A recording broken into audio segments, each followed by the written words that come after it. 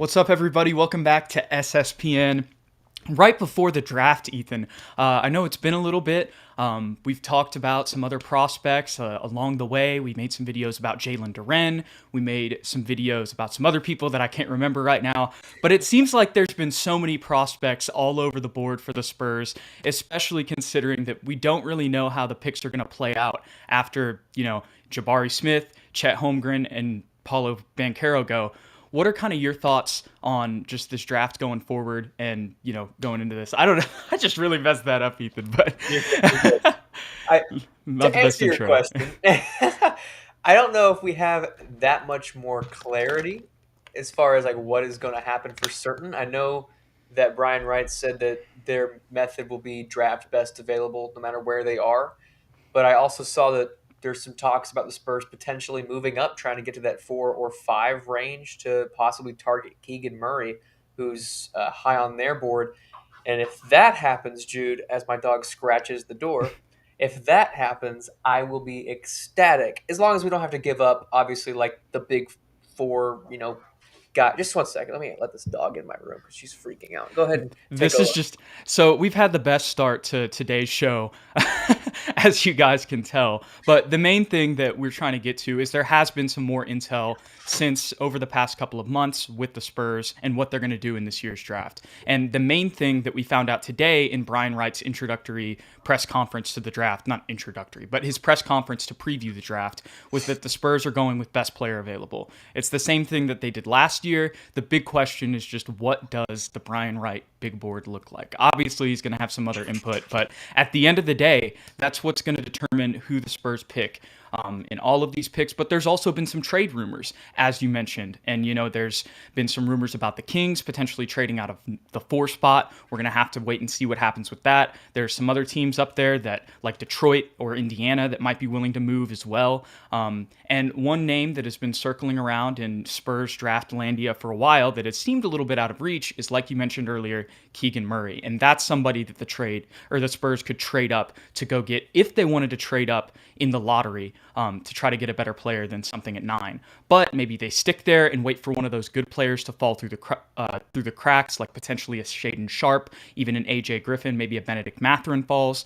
But another idea that I was talking about in a Spurs group chat earlier today, Ethan, is maybe the Spurs don't trade up from 9. Maybe they trade up into the mid-teens to guarantee getting somebody like Atari Eason, packaging 20 and 25 to get, maybe anywhere through 13 or 16 range in this year's draft. What are your thoughts on kind of the trade rumors and then also the best player available being really clear now for the Spurs? I think a trade is definitely going to happen, which is something I never thought I would say as a Spurs fan. But been made abundantly clear that they do not intend on drafting 4 people. And right now we have 3 first-round picks and a second at 38. So we're not drafting 4 guys. Ideally, I guess most Spurs fans would want to move into that top 5 range to go after a Keegan Murray. Uh, However, it's probably more likely that the second scenario that you played out happens, which is we trade 20 and 25 and 38, maybe throw in a player in there like a Doug McDermott or a Josh Richardson, whoever it may be, and try and get in that 13, 14, 15 range to go after like Atari Eason. Because a lot of Spurs fans in our comment section were talking about they would be ecstatic if maybe we reached at 9 and grabbed Jalen Duren and then managed to somehow also draft Tari Eason. That seems like most people are okay with that. Where people start to lose faith in the Spurs front office is the situation where we draft Jalen Duren at 9 and then maybe like a couple more guys at 20 and 25 that aren't necessarily going to help us immediately. And then what did we get? Basically a rim runner, right, to back up Jakob Pertl. And that's not really what we want. But if we can pair a Tari Eason with a Jalen Duren, I think people would be a lot happier with that scenario.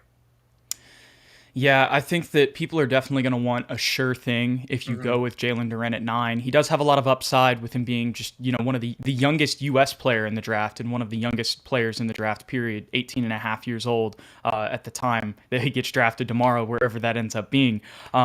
He's super athletic. I've been watching a little bit more film on him. He definitely has a lot of defensive potential.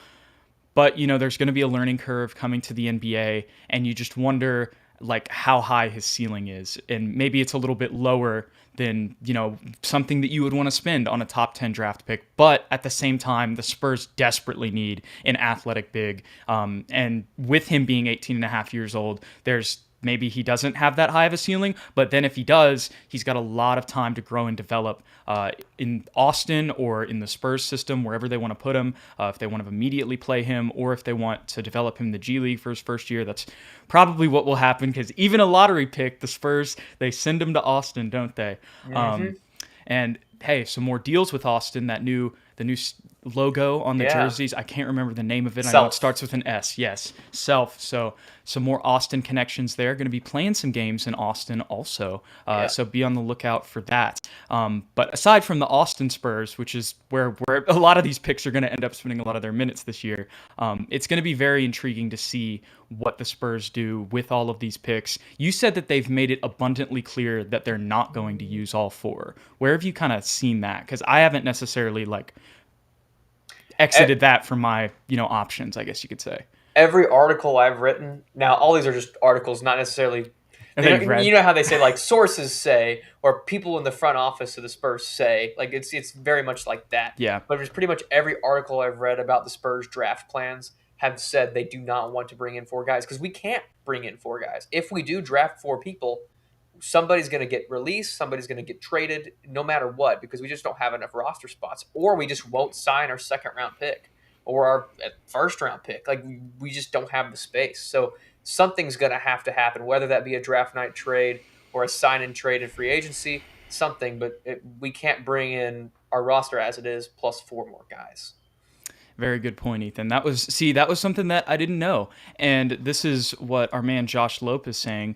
I've seen the same thing. The rumor is they want to trade up with those picks, right? Yeah. And that was something that Woj even went and said last night. He said that those are, watch out for the Spurs.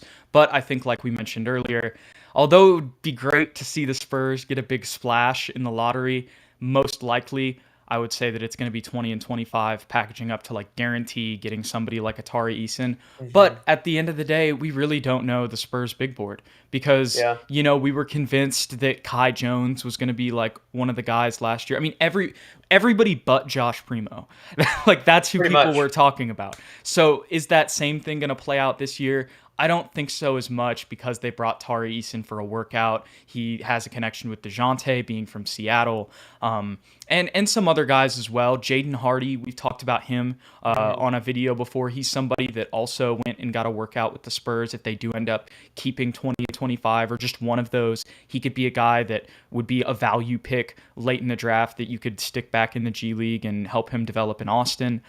He said he would like to play with DeJounte and Keldon. So there's been a couple guys here and there that have gone to workouts and have talked about the Spurs and said they feel like they would fit in really well with this young core, and it's becoming more attractive to a lot of these prospects. I feel like they're talking about the young core more than they have in years past. Obviously, they were, LaMarcus and DeRozan, so those were the first guys they would talk about sometimes. But still, it's cool to see the recognition from a lot of these rookies that they know who these guys are, and something that ESPN does not give us.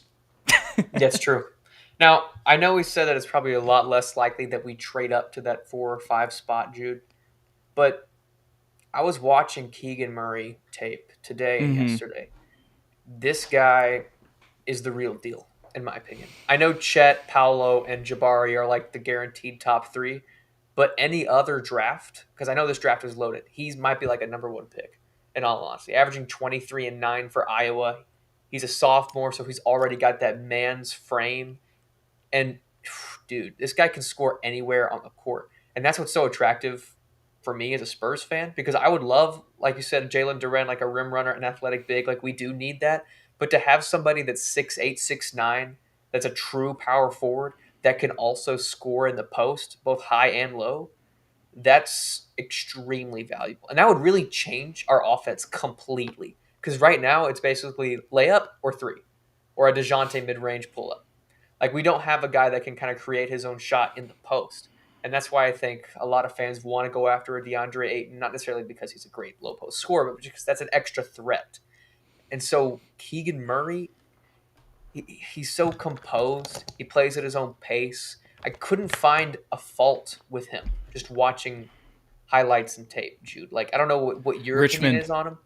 Richmond? That's the only fault. They lost in the first round to Richmond, and he didn't have that great of a game. But Yeah. that's one game that you Yeah. can't, and there's Yeah. also teammates that didn't play well. But that's the one thing you could say. But I've watched more Keegan Murray tape too, and I'm with you. I mean, I think that he's a really solid player. He was better than I thought, because really my first Yeah. introduction to him was March Madness, being completely honest. But I went Mhm. back and watched his tape, and you look at his story, how coming into this year, he was nowhere on draft boards, and he just turned in, in that. I can't remember the name of Iowa's coach, but that system's been around for a long time, and he's a long-time head coach there. Just developed, waited his turn, and became the Big Ten Player of the Year, I believe. Yeah.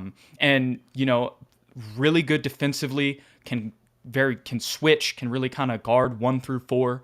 Mhm. Obviously, he has a good jumper too. We saw his 3-point percentage increase this year. Maybe some people could say that could get a little bit better. Well, the Spurs have Chip England, Mhm. so that would fit. He would fit in perfectly. I just wonder, like, do you want to give up that much to go get him?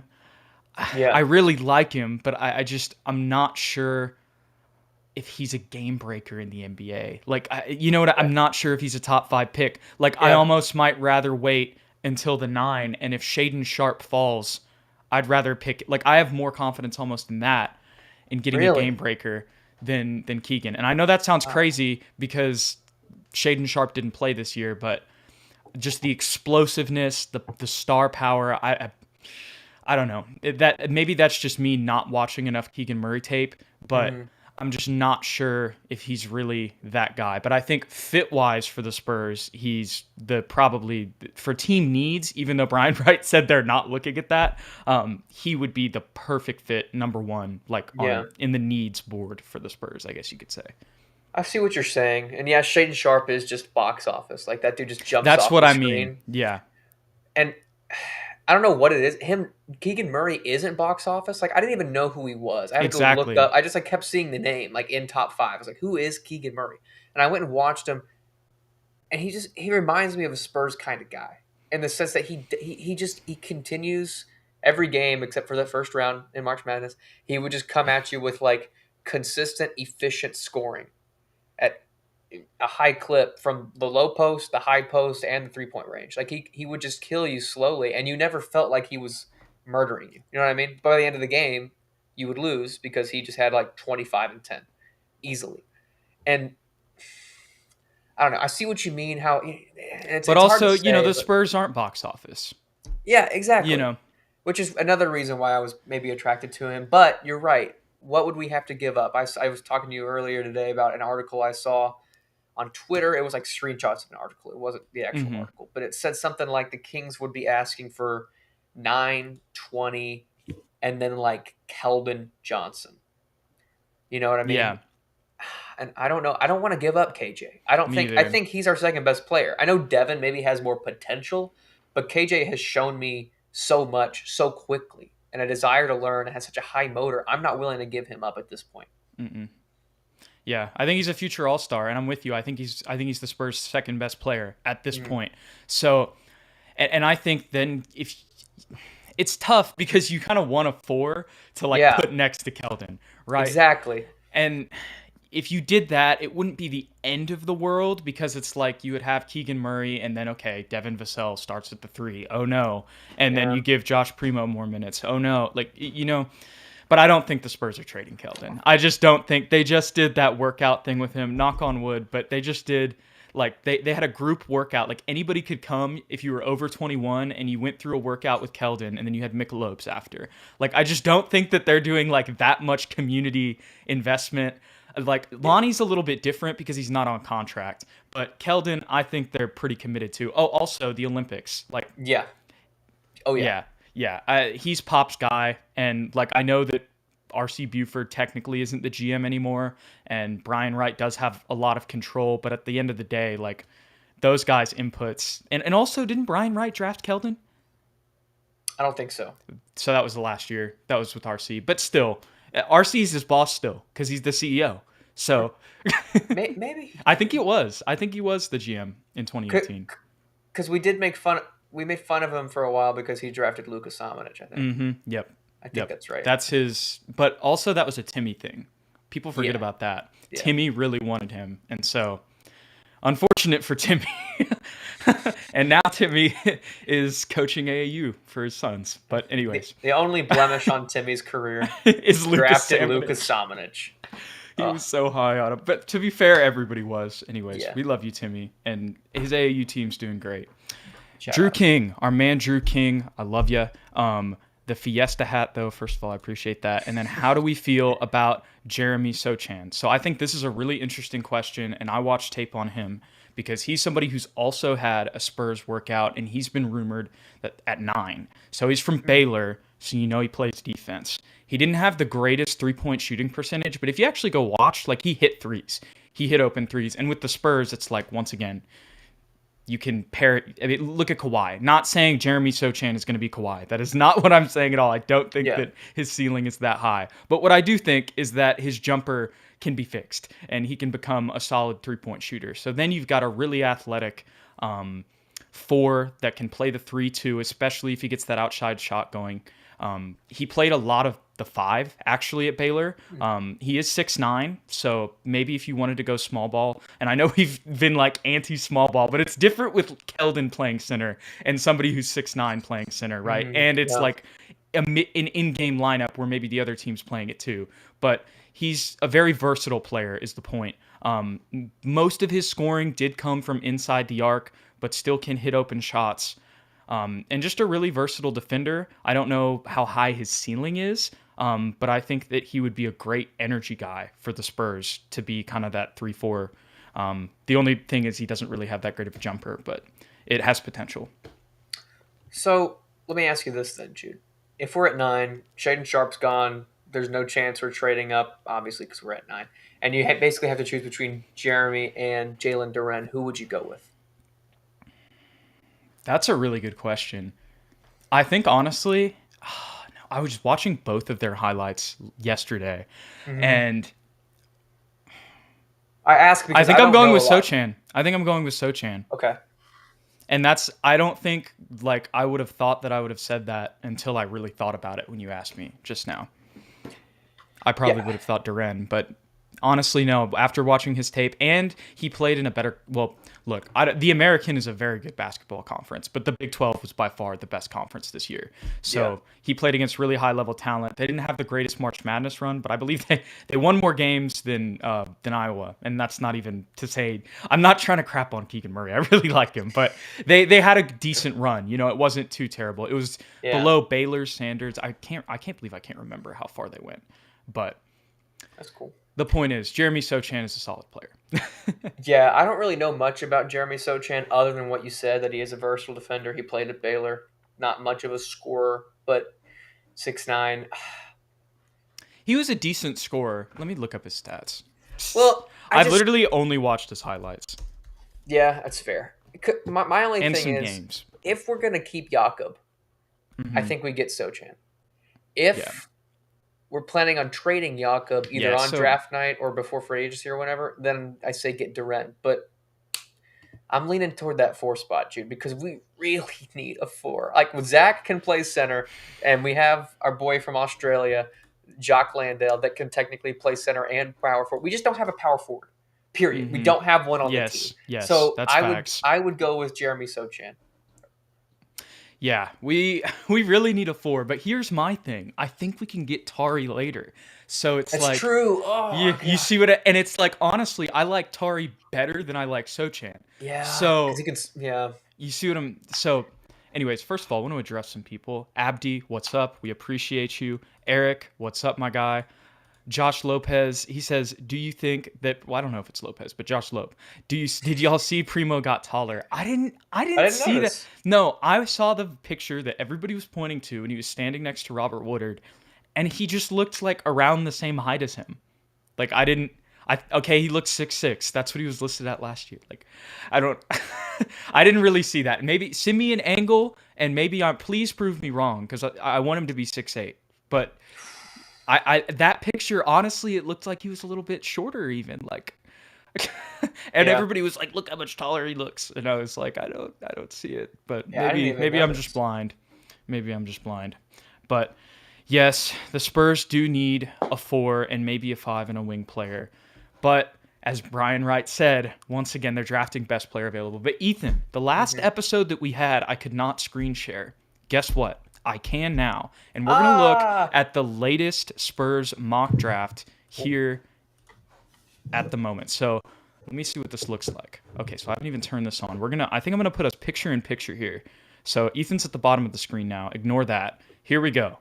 So we're screen sharing. I'm glad it's working this time. But this yay! is Jonathan Givenoy's latest mock draft. This dropped literally, I think yesterday or either earlier today. I don't know, but one of the two at 12:18 p.m.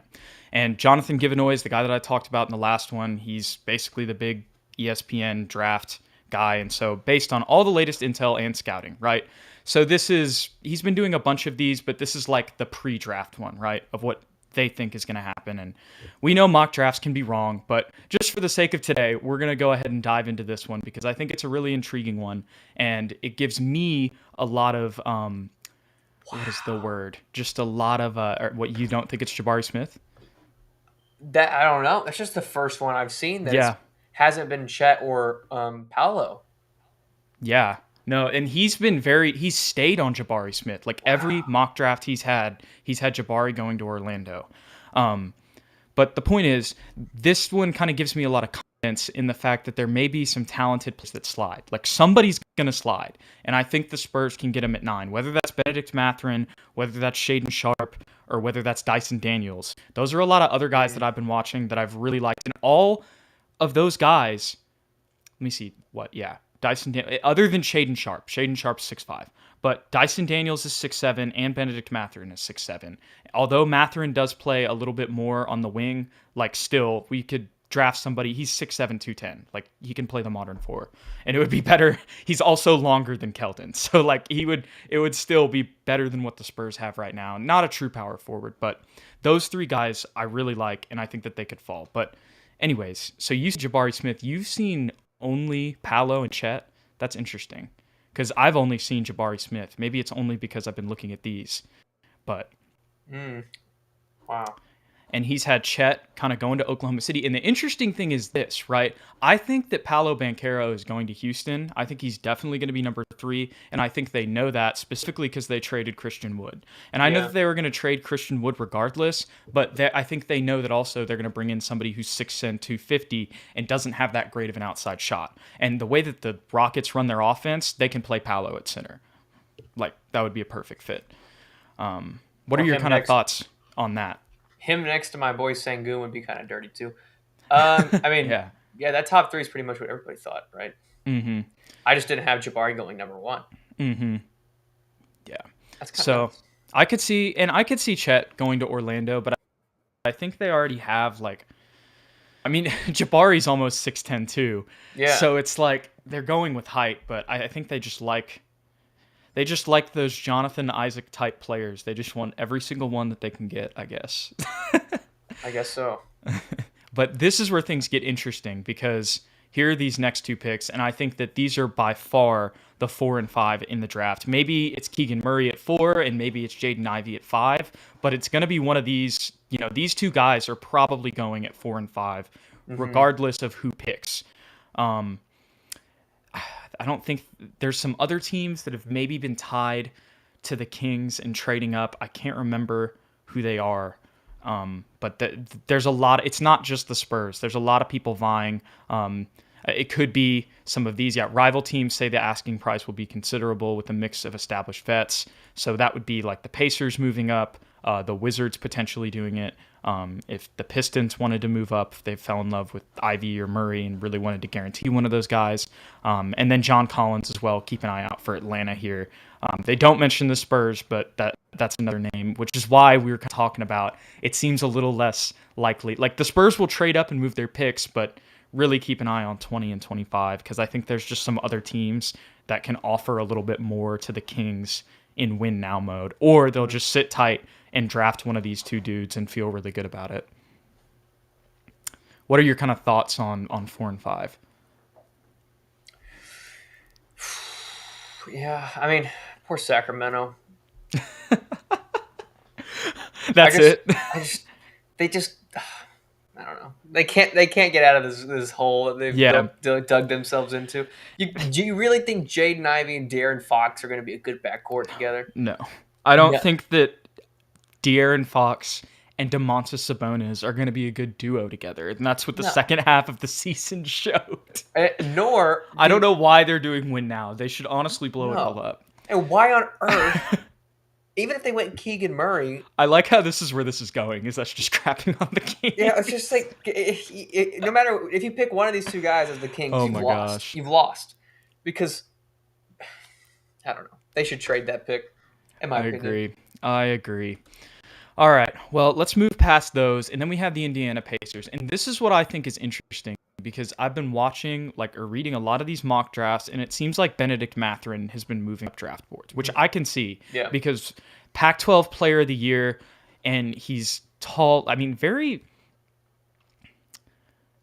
not similar to Vassell in just that he's got length. He's definitely bigger than Vassell and has more of a bag than Vassell did coming out of college.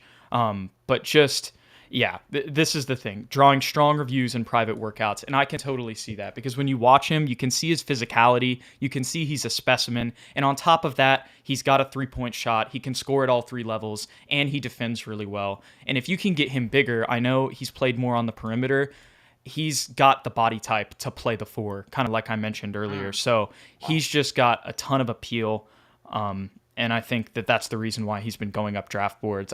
Obviously, I would love for him to fall to the Spurs, but been a lot of mocks that have, in recent, as the draft has gotten closer, and it seems like he's been going up, which makes sense. I believe the Spurs did bring him in for a workout, though. And he's probably, hopefully, I don't know. I was about to say he's probably high on Brian Wright's draft board, but man, we really don't know. After last year, we have no clue. Honestly. You know what's funny about that Benedict Mathurin pick, Jude? Mm-hmm. I had no idea who he was earlier in the year. Me either. You mentioned him in a podcast episode. You were like, there's this guy, Benedict Mathurin, and I never heard that name. Since that day, he has been showing up on every single mock draft. Mm-hmm. It's like all these scouts are just watching SSPN. They're like, this Jude guy, he must know something because he called this Benedict Mathurin. Because I remember you were talking about getting him at like 20. You were like, I think we could get him at 20. And now he's slotted at 6. So like he's... I don't know if I ever talked about him at 20. Maybe I did, though. I'm pretty sure you did. This was back when, way back when. Okay, yeah, so I think he has shot up. Because at first, I mean, but he was Pac-12 Player of the Year. That's the wild thing. I think people were just probably sleeping on him a little bit. I can't remember why he was connected to you, but you had like a reason why you liked him, and I don't remember what it was. Probably watched a March Madness game with him. That would have to be it. Probably. But I remember that vividly. I'm glad. Okay, so we got Dyson Daniels next for the Portland Trail Blazers. This is somebody that if they decide to go with Shaedon Sharpe, because he's been connected to the Blazers too, and they kind of need, a box office splash after trading CJ McCollum. And I know that they've already tried the 2-guard thing, but like Shaedon Sharpe is, first of all, he's 6'5", and he's just much more of a 2 than, he's not like, he can handle the ball, but he doesn't have to be. He's more of a scorer. He's a true 2. It wasn't like you're playing, CJ McCollum, who's really a point probably next to Damian Lillard. So there's been a lot of connection there. And if they end up picking him, Dyson Daniels is somebody who could fall down to the Spurs. But I've really grown to like him. I wasn't super high on him at first, but since I've watched more tape and found out that he's 6'7", and in the combine was playing the 4 a lot more and was doing really well, and then you go watch his tape and you see he had a ton of putbacks, so he can kind of play in the paint a little bit. Had a little bit of a questionable jumper, but one of those where it still has a lot of potential. I'll say it's better than Jeremy Sochan's, and I still think Sochan's has potential. So he really, I think, has the potential to be another super versatile wing that has already NBA experience playing G League Night. I know it's not really NBA, but he's playing against better talent than college, in my opinion. And that physicality, kind of feeling it, as well as having NBA coaching with G League Ignite as well. So he's somebody I've really liked, and that playmaking. I think that playmaking at the 4 as we've kind of seen in recent years, that's become much more of a thing. We've seen it with Draymond. Kyle Anderson is kind of that type. There's some other names that I'm forgetting, but playmaking at the four is super valuable. You even saw it a little bit with Keegan Murray this year. I believe he had like averaged like 4 or something assists. And so that's a super valuable skill on top of somebody who is a dynamic scorer, as they say here, right? So what are your thoughts on Dyson Daniels, also from Australia, the Spurs connection there, and, the way that he's kind of shot up draft boards too? I don't know a lot about Dyson Daniels, but I'm going to ask you this question. Okay. Dyson Daniels versus Shaedon Sharpe, which one do you think could be a more prolific scorer? Easily Shaedon Sharpe. But that's not really Dyson's game. He's Okay. more of like and he's really good at defense. That's the other thing. He's a great passer, cutter, rebounder, and improving shooter. That's a really good way to say. He doesn't need the ball. Yeah. He sounds like a Spurs kind of guy, just based on what you just Yes. said. But if it's between him and Shaedon Sharpe, personally, I would want Shaedon Sharpe Me more, too. only because, especially if we lose Lonnie Walker, we Hmm. still need, if we're going to draft a guard, we already have so many guards. We got DeJounte, we got Primo, Trey Jones, Devin Vassell. All these guys are long, they're defensive minded playmaking guards, except for Devin. I guess he's more of a scorer. But I want a guy that can come in off the bench, be that sixth man, if we're going to draft a guard, and just go nuts, go ham. Yeah. And is that Dyson? Maybe eventually, but based on what you're saying, I think it's more He's likely less of a Shaedon guard. Sharpe. Yeah. He would be more of like a do it all. Like really people I feel like when I was thinking about this before, I was like, people are going to call me crazy when I make this comparison. But Dyson, he's really like Draymond.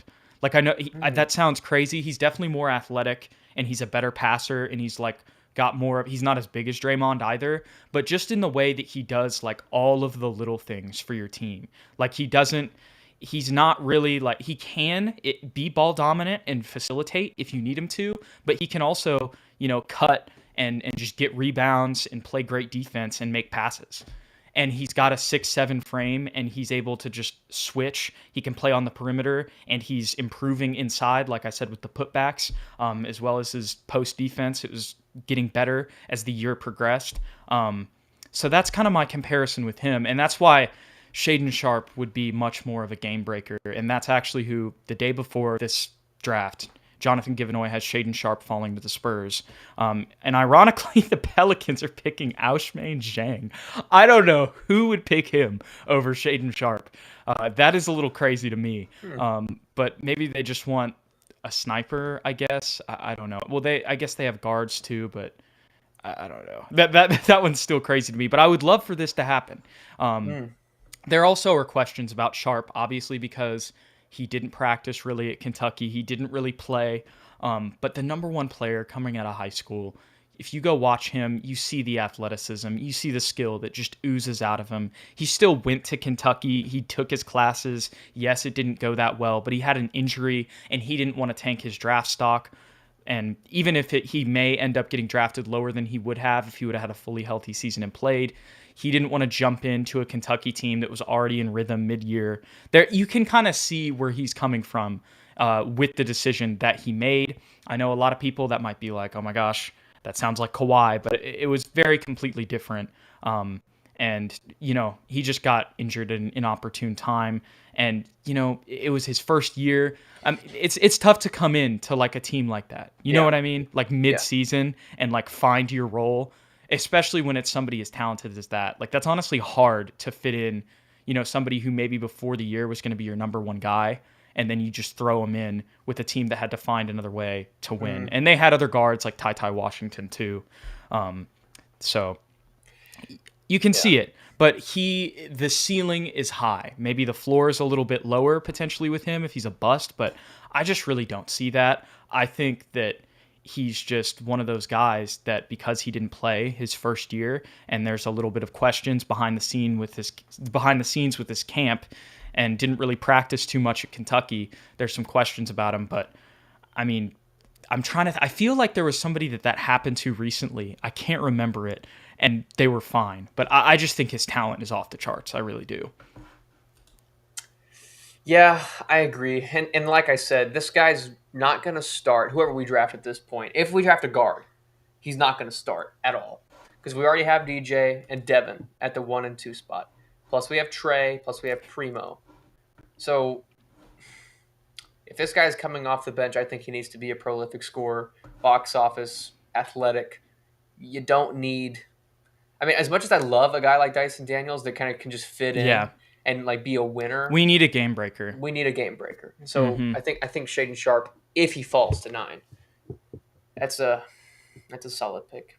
Yep. And he's got dynamic perimeter shooting ability. Do we really have anybody like that? I mean, you could maybe say Doug, but like not even really. If you give this guy Trey Jones, let Trey Jones facilitate. I say that, and Keldon shot 40%. Yeah, and I'm like, do we have anybody? But with him, like, he can just go get a bucket. Like, yeah, I know that's what we need. That's overrated sometimes, but it's also, I think, underrated sometimes. With him, and that was the most like neutral statement of all time.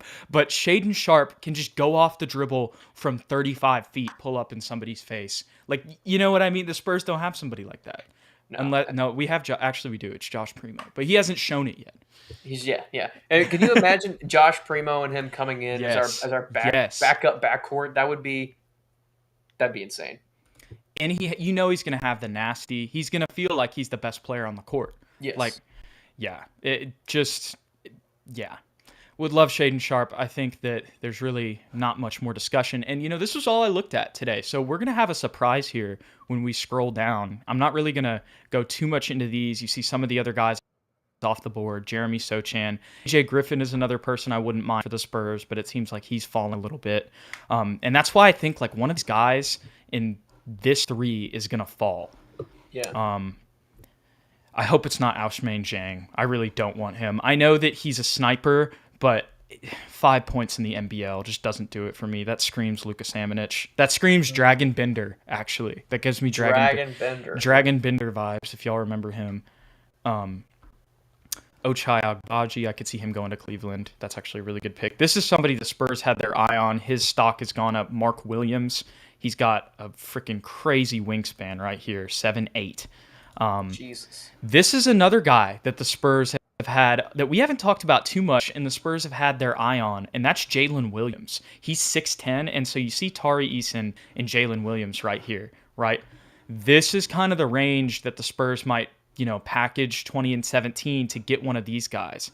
But Jalen Williams, I admittedly haven't watched tape on him, but he's apparently a super versatile defender, 7'2" wingspan. The Spurs brought him in for a workout, and it seems like they're really high on him.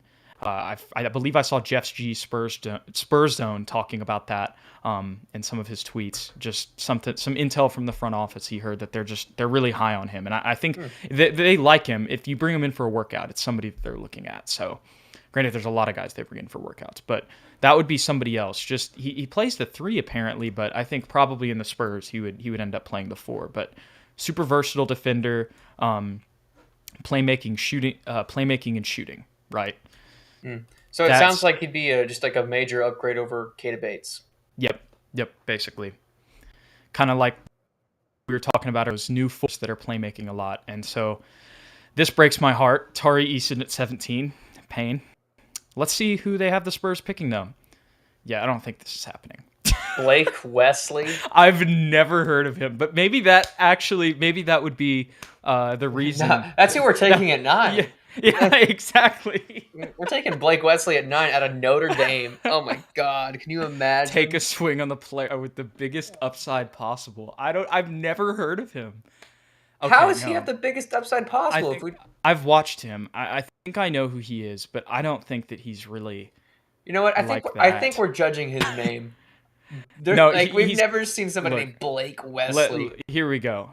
Right, but still, nothing crazy. Like I knew who this was. Yeah, and he was 6'5". Okay. He was a solid guard for them, but he was just more of a driver. And yeah, I don't know. I wasn't the biggest fan of him. I mean, he was a good player, but like he's not somebody that I would really want the Spurs taking at this point. Anybody in the chat know who Blake Wesley is, or are we just like lame? We don't know who that is. No, I remember him from when Notre Dame won a game in March Madness this year, but like he was their only player, but he wasn't like a. All right. I didn't think he was a first round pick. In all honesty, Washington's better than him, and Wendell Moore. Wendell Moore. But let's see I'm who a big they. fan of Wendell Moore. Kennedy Chandler. I've heard of Yeah, that one. we're packaging these picks. I actually wouldn't mind him because he's super Yeah. young and I think he's solid. So we're And picking he'd be- 3 guards. This guy doesn't know That's- anything about the No. Spurs. Or maybe he knows everything about the Spurs. Yes, this is our big board. What we don't know is Blake Wesley and Kennedy Chandler at the top of Brian Wright's big board. We're drafting 3 more 6'5" guys. Oh my god. That's so funny.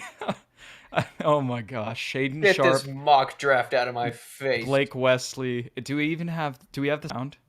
Marjon yes, please. Beauchamp. I would much And rather Caleb have Marjon Houston. Beauchamp. Yes. I like Caleb Houston. That's not bad. Yeah.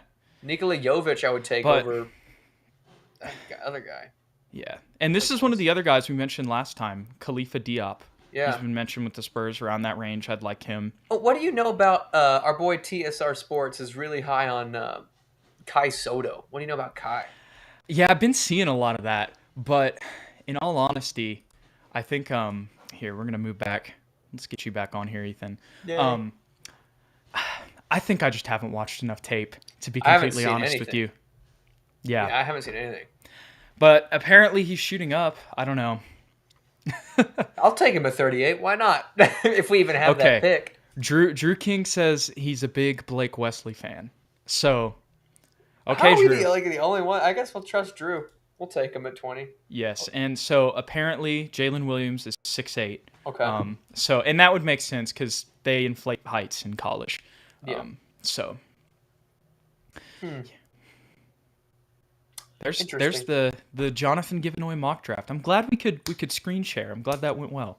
Yeah. The I last guess few times it technically hasn't. we could screen share some Blake Wesley tape. I don't know. I feel like we're gonna get copyrighted. Yeah, we might. Yeah, That'd be funny. unfortunately. But we did have some other topics that we wanted to talk about. Are there any thoughts, just final thoughts on the draft that you have, Ethan, before we move on here? I guess we won't know until tomorrow. Well, we're going to find out with Brian Wright's big board, but I really think we're going to make a trade. I don't think it's going to be any crazy. I think we're just to get like a Jalen Williams or a Tari Eason. I think that's an absolute win. If we can get 2 guys in the first round, maybe either a guard and a big combo or like a center and a power forward like a Jalen Duren, Tari Eason type deal, I think that's an absolute win. Like 1,000%. I think my dream, I'll say, is Shaedon Sharpe falls to 9. We take him, and then we trade up to get Tari Eason in the mid-teens. I'm with that. For shizzle. Let's go. All right. Well, our other topics that we have, Ethan, are some rumors, actually, for the Spurs in the offseason. And there's one thing, and I forget where I saw this. A lot of this is Twitter screenshots. So who knows how much validity it does have. But I thought about this a little bit, and we were talking about it a little bit before. And that is the Spurs potentially having a sign and trade with the Phoenix Suns for DeAndre Ayton. So if DeAndre Ayton is just deciding like, hey, I'm going to go get that bag regardless, and Phoenix like, hey, we can't pay that, they're going to do a sign and trade. Just like the Spurs did with DeMar, they're going to try to get something out of it and send him also somewhere, one, that can pay him and somewhere that he'd like to go where they can get something back. And that is where the idea of Jakob Poeltl and some picks and maybe even like a Lonnie Walker, or we might have to potentially give up another young player. I don't know, though. The one that I saw, it was really just like Jakob and some future picks for DeAndre Ayton in a sign and trade because their hands are going to kind of be tied. Remember, we didn't get much for DeMar DeRozan. Obviously, DeAndre Ayton's value is much higher than DeMar DeRozan's was. But at the same time, still, you can't always get as much as you would like in those sign and trades because the other teams have the leverage, if that makes sense, because they're just trying, because they know he's going to leave regardless. And so that may end up being the best package that the Phoenix Suns see. They could plug and play. It would allow them to still keep everybody else on contract because Jakob is so cheap. And it would just be something that would kind of work out for them. It would be an easy flip. We'll have to see if that ends up coming to fruition. Obviously, just rumors right now. But what are your kind of thoughts on that and the Spurs' chances there, and that potentially being a realistic reality? Is that one where you would be willing to move on from Jakob, or would you just rather just try to send him a restricted free agent offer and just get him that way? I'd be fine with sending Jakob for sure. Let me get that out of the way. If Hmm. that's all it takes, if it's Jakob and a couple first, maybe, for sure. Because I think it's less likely that DeAndre Ayton would just willingly come sign with us. Do you know what I mean? Not Hmm. not to say that he just doesn't like the Spurs, but we're not exactly the most attractive venue. We have to do some work, yeah, Yeah, to and get stars. that also doesn't mean that he doesn't want to come to the Spurs. Like I don't Hmm. think he'd be like against it because he would. This would be a team that would like allow him to showcase what he can do. Because a lot of people are Foreign continuing. big men, he's an It's our island thing. guy, right? Yeah. He was compared to David Robinson, kind of very similar builds. He could work closely with Timmy and David Robinson as well. Um, so if all it takes is like Jakob Pertl, 2 firsts, maybe also throw in a sign and trade for Lonnie Walker, I'm with that. Where I'm Hmm. not with it is if all of a sudden they want Keldon or they Yeah. want Primo or maybe like 3 or 4 first round picks. That's where I'm like, no thanks. I'll just run with it right now because with or without him, we're not winning the championship. But I do think that he could be a long term solution at that center spot. Would you throw in Trey Jones? Yeah, if we draft guard, yeah. Me too. I know. It's sad. The other thing is we can go get his brother. Tyus, yeah, he'll be Yeah, available. like seriously. No, Let's go I've done sign that Bryn Forbes and throw him in. in so yes. Let's sign Bryn Forbes and throw him into the deal too, and Let's Thaddeus get Young. yeah. Oh my gosh. Well, because we were talking about it, like from the Suns' perspective, if they get Jakob Pertl back, that means obviously he's not as youthful or athletic or as gifted as DeAndre Ayton, but he's No. still a really good defender. He won't make silly mistakes. He can play make out of the post. I think he can do more in San Antonio too. Like he can show off a little bit more. Most definitely. And also, if we give them Lonnie Walker, I know we're tired of Lonnie Walker, but Phoenix could use some extra scoring off the bench, right? So Mm-hmm. that's a good selling point. Like, sure, he's not very efficient, but he's one of those guys that could, every once in a while, go off and get you 30 points off the bench. That's Mm-hmm. something that they could be looking for. And he'd Plus, be on a better team, so maybe from their perspective, they feel like they could get more out of him. Because he'd be in a better situation. Well, not necessarily it is a better situation, but just surrounded by more talent. exactly. And if they did want Trey Jones to kind of alleviate the playmaking duties of Chris Paul as he gets to Because his older ages. I think Cameron Payne might be on the last part of his deal. And honestly, I know this may sound crazy to some people, but I think Trey Jones is an upgrade Oh, over I do Cameron too. Payne. Yeah. For sure. So But yeah, if that's all it takes, sign me up. You're telling me mhm. we're going to get a guy that could potentially be one of the best centers in the league, paired with DeJounte Murray coming off an All-Star game, Keldon Johnson, probably Tari Eason, Shaedon Sharpe. Like, that's a squad. I put us in the playoffs if we have a DeAndre Ayton. That is, I don't know. That's that. I'm not. I'm there. Maybe. I put us in the playoffs. I'm still like low though. Like I'm not thinking a high seed. I know, yeah, it was 7 or Yeah. 8. Yeah. But I think we definitely are That's 7 or 8. reasonable. No, if we get Ayton, because we're in the play-in this year, and our guys will be better. This would be after the draft, so Yeah. we're assuming we also have maybe a Shaedon Sharpe, Yeah. maybe a Jalen Duren, maybe a Tari Eason. Who knows? We round out the depth chart. Maybe we send him Doug McDermott. Just throw him into. Plus, we'll have all kinds of capital spend in free Oh agency. my gosh, tomorrow's gonna be crazy, Ethan. If we get DeAndre Ayton, now you're getting me excited, Jude. If we get DeAndre Ayton, that immediately catapults us into like another level of like attractiveness for free agents too. Mm-hmm. And now we're trying It's to just get how free much agents. money though. That's the thing though. Well, we won't have Jakob's contract. We won't be paying Lonnie. So we'll have to take on whatever DeAndre Ayton gets paid. We're just gonna have to pay Keldon. I think we'd have enough. Yeah, we would, but would we have enough for Primo and Devin? Oh yeah.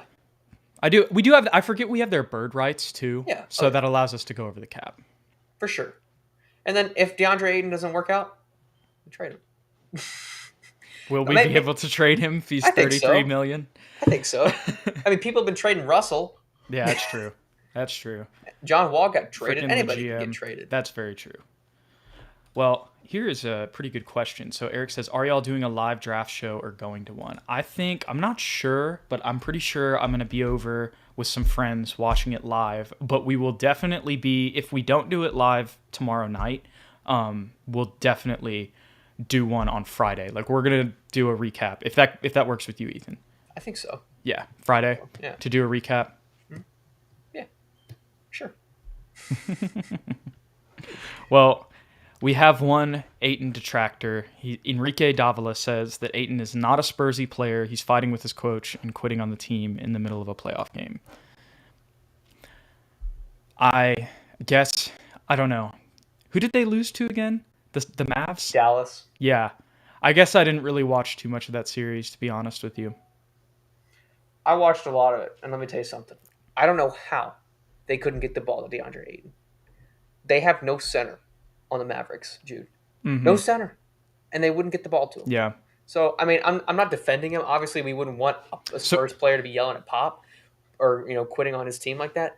But I understand his frustration. And so we don't what know the happened? whole story. So, we don't know the whole story. But like Phoenix what did he do in the game? Well, they just took him out. And so did he yell at Monty Williams? Like what? He didn't go to a press conference, and they asked Monty about it, and Monty was like, "We're gonna have to take some serious looks at ourselves, and we weren't playing up to par." Stuff like I don't remember exactly what he said, but he called out DeAndre Ayton for basically insinuating that he quit on the team. Is what Monty insinuated. Mm-hmm. But I don't know if there's any actual evidence of showing what DeAndre did or said aside from that, but. There's also sometimes situations just aren't the best for some people. Like Jimmy Butler in Minnesota. It wasn't that he couldn't be successful. It was just that didn't work for him. Andrew Wiggins in Minnesota. Man, it seems like Minnesota has a lot of problems. Kevin Love in Minnesota. Yeah. Kevin Where Garnett was Wiggins? in Minnesota. Was he in Minnesota the whole time before he was in Golden State? That's right. Yeah, because they traded for D'Lo. I'm so happy for my boy Wiggs, man. I'm happy for him too. Y'all gotta go look at some of the pictures. I saw the videos of Clay. Did you see Clay saying anything is possible? Trucking. I was like, no. I love Clay, man. Oh my gosh. Oh Lord. So I understand your concerns there, Enrique, but I guess what I would say is I'm not giving up on it. The Spurs just only have so much, there's only so many opportunities that the Spurs get like this. So I'm willing to take a chance on it and gamble a little bit, I guess. Same. And I think the Spurs are pretty strict too. With just their culture, if you don't buy in, you're out pretty quick. Remember, I was talking about this the other day, actually. Let's have some nostalgia here at the end of the show. I know we're going immediately. We're going to answer Drew's episode. You do? Is it Luka? I'm pretty sure. Oh, no. But no, I'm talking about Luka Samanic not going back on defense in the preseason and getting cut the next day. I was talking about DeMarre Carroll. Yep, there's that too. So I mean, people they'll boot him, and I know. So, but if they bring somebody like him in, he's not getting booted. But I just think that sometimes a change of scenery can be good for a person. Oh yeah, definitely. Sometimes it's not necessarily the person; it can just be that the situation isn't really right for them. So, yeah, exactly. And we've only had one problem, if you want to be really honest. What is it? Kawhi, as a franchise. That's the only thing. And even then, I think as a fan base, we could say that we didn't do everything. Homeboy's not playing. That's right. It's wild. I mean, I cannot wait for this documentary. I don't care if in my heart, ESPN, or in my heart, Ethan, I hope that SSPN goes on forever. But if for some reason we're we get jobs or whatever and we have to stop, in 50 years or something, we have to come back when they make the Kawhi documentary and just react to everything. I'm down. Let's do it. See, your dogs, they're talking about it. I was trying to mute myself and hit the wrong button. Yeah. No, they hear Kawhi. Sorry, they're going to freak out for the next 5 minutes. So go ahead and answer Drew's question while I mute myself. I love the cameo from Ethan's dog right now, but we're going to answer Drew's question that we've had on the screen while we're talking about Kawhi. If the Spurs had to give up McDermott or Richardson to move up, who would you rather trade?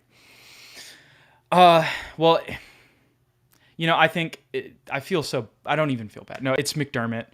Not only just for his contract price, but just for his impact.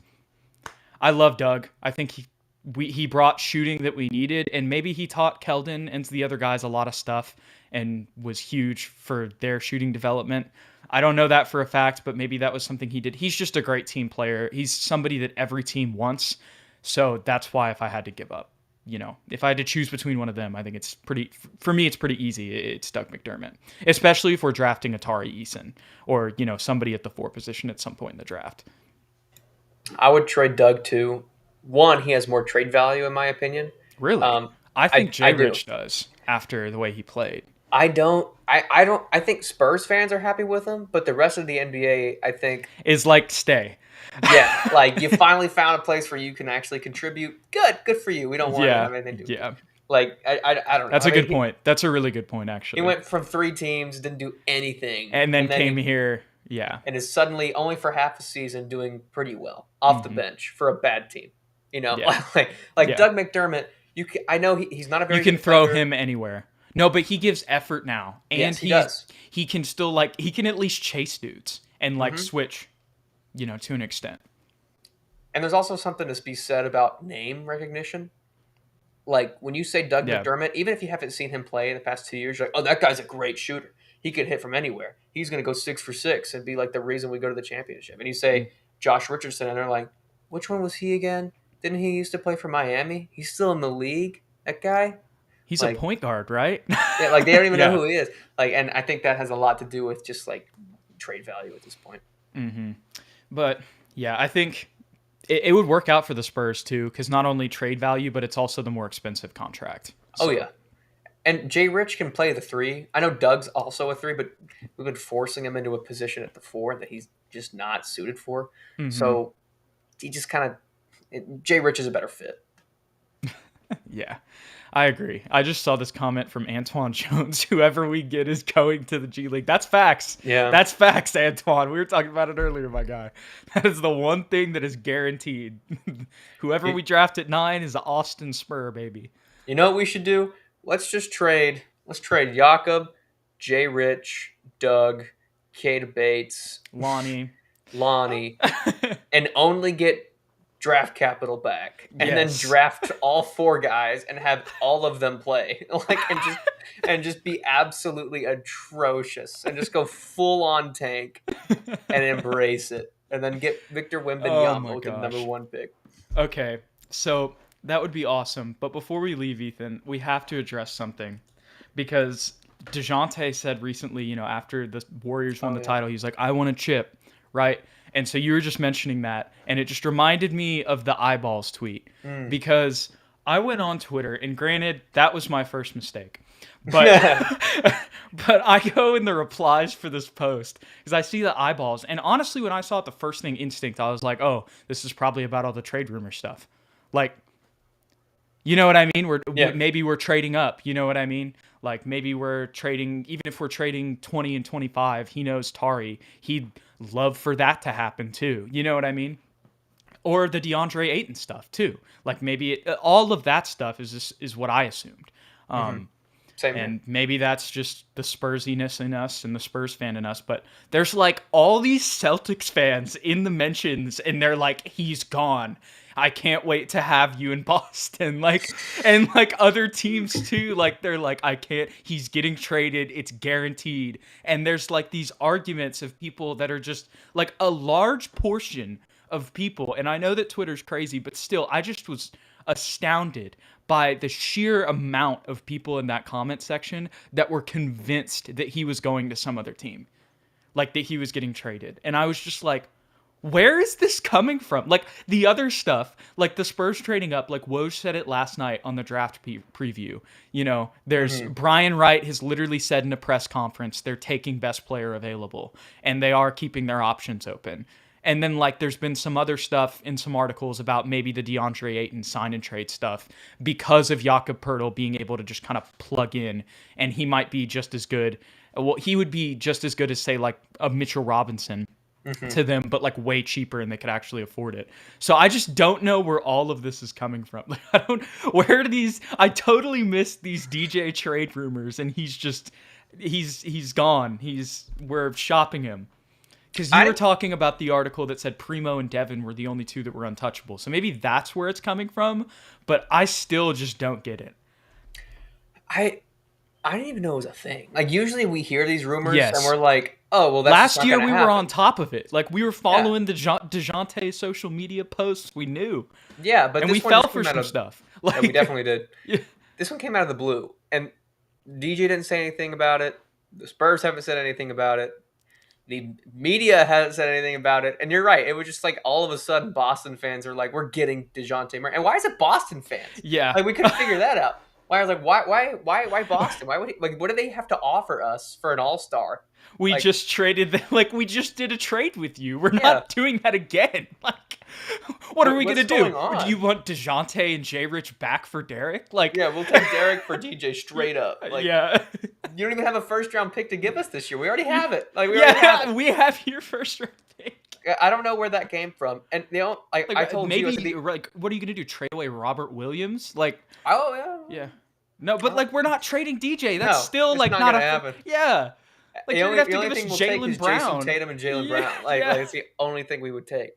And I was thinking. I told you. I said the only thing I can think of that would make them think they're getting DJ is that in his bio, and Boston fans, to be fair to them, have no idea what this means. We do Yeah. because we love DeJounte Murray. He has the four-leaf clover in his And a Twitter green bio. heart Which after LLTM, which stands for long live some initials. I don't know the friend, but it's somebody who's passed away in DeJounte's life who's Mhm. important.